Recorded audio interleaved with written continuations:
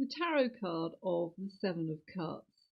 Now, this is this is an interesting card, actually. Just have a look at each of the cups. In the centre there, the sort of 12 o'clock position, is what looks like a ghost in the sort of Scooby-Doo tradition, if you like, but a ghost with a white sheet there. It represents spirit,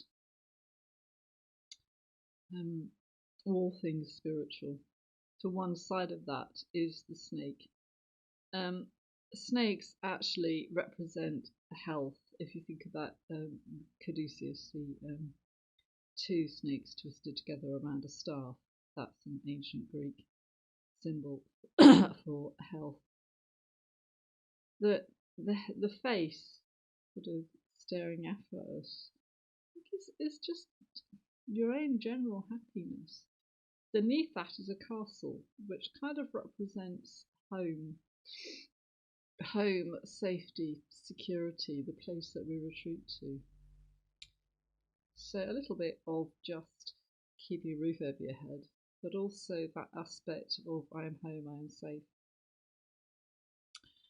The cup with the jewels overflowing, that does look like something from a Brothers Grimm story, doesn't it? Where our lead character often finds a hidden treasure, but this does, of course, just mean material wealth, money in the bank, that kind of security. The laurel wreath, that's something else from Greek myth, actually, is victory, winning through. Of course, we see this with the Six of Wands. It does relate to a story concerning Artemis, actually. The dragon there, I think, is what we are afraid of. It's a message, actually, from in storytelling tradition, is there is nothing to fear but fear itself. Fear is the little death, fear is the mind killer, in Frank Herbert's Dune. So there are kind of 7 things going on there, and we're trying to meet all these needs. Perhaps we're trying to meet the needs of other people as well as us ourselves, trying to earn a living, trying to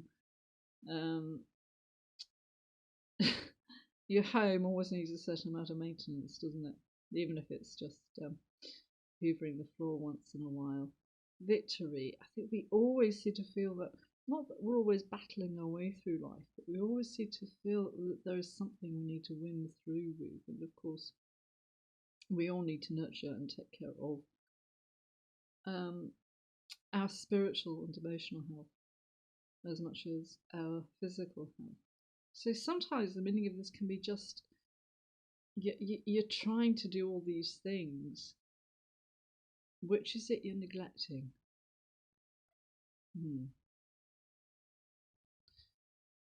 It's an interesting question, isn't it? But it's often your own spiritual well-being, your own emotional well-being that somehow gets a bit lost. The other meaning of this, now I'll let you into a secret here. Are you ready? Secret. Let you into a secret. The other meaning of this card, the meaning of you need to nurture yourself more, tends to be quite popular with Aquarians. But the meaning of, I'll let you into a secret, I draw this for myself quite a lot. And what this can mean is you need to come down to earth. If you look at the cards, they're all floating on clouds. The phrase cloud cuckoo land was invented by a Greek playwright. There you are, thousands of years ago. But it still stands, doesn't it? But it does say, lovely as it is living in the world of spirit and all the rest of it, we do need, like the card of the star, 1 foot on the earth as well as 1 foot in the water. If you find yourself perhaps coming up with a plan that maybe isn't that might seem quite realistic at one point when you stop and think about it, or perhaps talk it over with someone else. No, point out. No, backpacking around India might be a bit problematic. Yeah, I hope not. That's my next plan. But yeah, it can mean a little bit. That sounds like a bit of an odd message from tarot, doesn't it? Because tarot is itself quite esoteric. And so to have a tarot reader saying you need to think things through, you need to make sure that you've actually got a firm foundation to work from, may sound a bit ironic, but honestly, that can be the message that tarot can give you. But perhaps you'd also have the card of the magician in this reading. Yeah, time for a little magic. But of course, we come back to the star, that essential need for balance. And here we have 7 things that all require our attention and all require balancing. So the message of you give too much of yourself is, of course, always very popular. But if you have a plan, if you're going to set up a business, you do need an actual business plan, as well as just an idea. Which is why very often self-employed people need something else to fall back on. Yeah, there we are, balancing all those things. I quite like this card actually, because I think it does say, yes, we do need spirit, we do need emotion, and we need to protect ourselves. Later on, I'll be going through the Celtic Cross and how to actually